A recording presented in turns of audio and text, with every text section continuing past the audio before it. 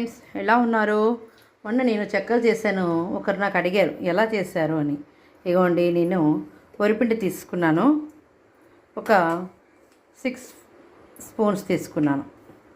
వరిపిండి బియ్యం కడిగేసి ఆరబెట్టి దాన్ని పౌడర్ పిండి చేయించుకున్నాను, మిల్లుకి ఇచ్చాను. తర్వాత శనగపిండి ఒక 2-3 స్పూన్స్. దీన్ని మనం స్టవ్ మీద పెట్టి ఒక మూకుడు వేసి లైట్గా ఫ్రై చేయాలి. లైట్గా అలాగా ఫ్రై చేయాలి. ఓకే ఫ్రెండ్స్, ఇలాగా కొంచెం బాగా పిండి వేడెక్కేంత వరకు కూడా మనం ఫ్రై చేయాలి. ఈ లోపల ఒక గిన్నె తీసుకుందాం. ఇందులో కొంచెం వేడి నీళ్ళు మరిగించుకుందాం. ఇప్పుడు ఒక గిన్నె పెట్టి వేడి నీళ్ళు కాచుకుంటాను. మరీ ఎక్కువ కాచక్కర్లేదు, లైట్గా ఉంటే చాలు. ఎందుకంటే ఆల్రెడీ పిండి వేడి ఉంటుంది కదా. ఇందులో కొంచెం మనం ఆయిల్ వేసుకోవాలి. అప్పుడు మనకి చెక్కలు క్రిస్పీగా వస్తాయి. ఈ లోపల మనం ఇది ఫ్రై చేద్దాం. జస్ట్ మరీ ఫ్రై అవసరం లేదండి, మనకి కొంచెం పిండి వేడెక్కి. ఎందుకంటే మనకి చెక్కలు క్రిస్పీగా రావడానికి ఇది మనం ఇలా ఫ్రై చేస్తున్నాం అనమాట. నిదానంగా ఫ్రై చేయండి, మాడిపోకుండా చూసుకోండి. మనకి పిండి ఫ్రై అయిపోయింది, ఇంకా మనం దించేయచ్చు. మరీ డీప్ ఫ్రైని అవసరం లేదండి. లైట్గా మనకి ఆ పచ్చి వాసన, అంటే దీనివల్ల ఏం లేదంటే పిండి కొంచెం ముద్దలా కాకుండా కొంచెం గలగలాడుతుంది కదా, దానివల్ల మనకి చెక్కలు క్రిస్పీగా వస్తాయని ఇలాగా ఫ్రై చేశాను. అంతే, లైట్గా వేడి చేయడమే. మన ఇష్టము, మనం ఎంతైనా వరిపిండి వేసుకోవచ్చు. జస్ట్ టేస్ట్కి నేను కొంచెం శనగపిండి వేసాను, వేయకపోయినా పర్వాలేదు. ఇప్పుడు మనం స్టవ్ ఆఫ్ చేసేద్దాం.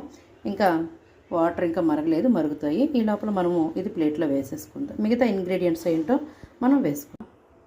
పెసరపప్పుని నానబెట్టి ఒక 2-3 అవర్స్ నేను నానబెట్టాను. ఇది బాగా డ్రై అవ్వాలండి. ఇప్పుడు ఈ పిండిలో మనం ఏం వేసుకోవాలో చూపిస్తాను. చూడండి, కొంచెం కారం, పచ్చి కారం అండి, మరీ ఎక్కువ వద్దు. జస్ట్ వెయ్యకపోయినా బాగుంటాయి, మనకి కొంచెం స్పైసీనెస్ కావాలి కదా. వాము, జీరా మనకి ఇష్టం లేకపోతే మానేయచ్చు.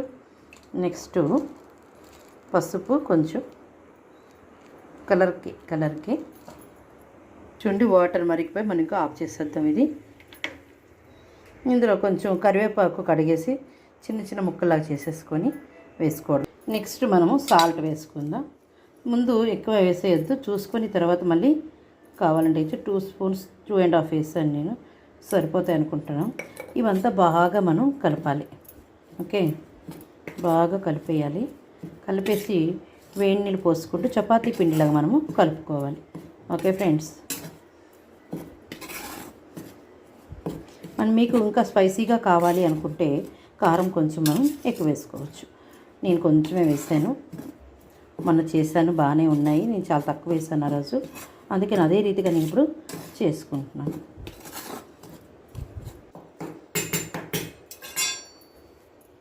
ఇప్పుడు ఇందులో మనం వాటర్ పోసుకుంటూ మనం ముద్దని కలిపేసుకుందాం. నేను అది వీడియో చూపించలేకపోవచ్చు, బట్ కొంచెం వాటర్ వేసుకుంటూ నేను పిండిని కలుపుతాను. మీరు వేడి మీద కలిపేయండి, ఎందుకంటే మనకి మళ్ళీ చల్లారిపోతే బాగోదు. మనం గ్లౌజ్ ఏదైనా వేసుకొని కలిపేసుకుంటే ఆ వేడి మనకి ప్రాబ్లం ఉంది. ఇలా కలిపేసిన చపాతీ పిండిలో చూపిస్తాను ఫ్రెండ్స్. ఇప్పుడు మనకి వాటర్ అయిపోయి సరిపోతే మనం చన్నీళ్ళు కొంచెం వేసుకోవచ్చు. ఇందులో నేను కొంచెం ఇంగువ కూడా వేసుకుంటున్నాను. ఇది మీరు కావాలంటే వేసుకోవచ్చు, లేకపోతే స్కిప్ చేయొచ్చు. అలాగే నువ్వులు కూడా నేను కొంచెం వేసుకుంటున్నాను. మీకు ఇష్టం ఉంటే వేసుకోవచ్చు, లేకపోతే మానేయచ్చు. అలాగే ధనియా జీరా పౌడర్, ఇది కూడా మీ ఇష్టమే. ఇది వేయకపోయినా పర్వాలేదు, కొంచెం అంతే, ఫ్లేవర్ కొంచెం అరోమా రావడానికి అంతే. ఇది వేసి మనం మళ్ళీ నాకు కొంచెం సాల్ట్ సరిపోనట్టు అనిపించింది, కొంచెం వాటర్, మామూలు వాటర్ వేసుకోవచ్చు. వేసుకొని మనం ముద్దలా కలిపేసుకోవాలి. ఇప్పుడు ఇందులో మనం నానపెట్టి ఉంచుకున్నటువంటి పెసరపప్పు కొంచెం వేసుకుందాం. శనగపప్పు కూడా వేసుకోవచ్చు, మీ ఇష్టం. వేసేస్తాను నేను. దీన్ని మళ్ళీ మొత్తం శుభ్రం కలిపేసుకొని కొంచెం ఆయిల్ వేద్దాం. వేసి మళ్ళీ చపాతీ పిండిలా కలిపేసుకుందాం. ముద్ద ప్రిపేర్ అయిపోయిందండి. మనం ఒక తప్పేల్లో పెట్టుకొని మూత పెట్టుకుందాం, ఎందుకంటే చల్లారకుండా దాని మీద మూత పెట్టి కొంచెం ముద్దలు తీసుకుంటూ మనం ఇప్పుడు చెక్కలు చేసుకోవాలి. ఓకే, స్టవ్ మీద నేను ఐరన్ ప్యాన్ వేసుకున్నాను, కళాయి వేసుకున్నాను. ఇది బాగా హీట్ ఎక్కాక మనం ఆయిల్ పోసి ఈ లోపల మనం చిన్న బాల్స్ కింద చేసుకొని మిగతా అది మూత పెట్టి ఉంచాలి మిశ్రమము. బాల్స్ చేసుకొని మనం ఇంకా ఒత్తుకోవాలి చెక్కల్లాగా. ఓకే, మనకి ప్యాన్ వేడెక్కింది, మనం ఇంకా ఆయిల్ పోసుకుందాము.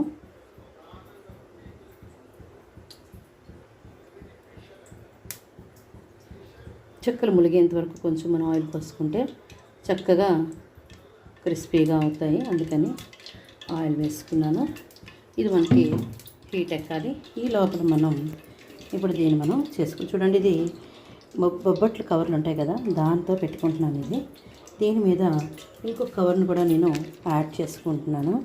చూడండి ఫ్రెండ్స్, దీంతో ఇలా మనం డబ్బాతో ఇలా ప్రెస్ చేసామనుకో, చూడండి నీట్గా వస్తాయి. ఓకే, ఈక్వల్గా వచ్చి మన ఆయిల్ ఆల్రెడీ ఉంది కదా, దాని మూలన ఇది నీట్గా వచ్చేస్తాయి. చూసారా, ఇది ఒక్కొక్కటిగా మనం వేసేసుకోవడం, ఇంకా అంతే. ఇంకొకటి కూడా చేసుకుందాం. ఇలాగ అన్నీ ఇలా ప్రెస్ చేసేసుకుంటే నీట్గా మనకి వచ్చేస్తాయి ఇవి. ఓకే, మనకి ఆయిల్ వేడెక్కిందిలో చూసుకోవాలి. మనకి హీట్ ఎక్కింది. ఇందులో కొంచెం చింతపండు వేసుకుందాం, ఎందుకంటే ఆయిల్ అబ్జార్బ్ చేయదు ఎక్కువగా. ప్రథమంగా మనం ఒక చింతపండు పట్టేసుకుంటే ఇది హీట్ ఎక్కిందని మనకు తెలుస్తుంది. నెక్స్ట్ ఆయిల్ కూడా అది మనకి అబ్జార్బ్ చేయకుండా ఉంచుతుంది. ఇప్పుడు మనకి ఇవి కొంచెం ఫ్రై అవనియండి. ఇప్పుడు చూడండి, ఒక్కొక్కటిగా మనము చేసుకున్నటువంటి ఈ చెక్కలు వేసేద్దాము.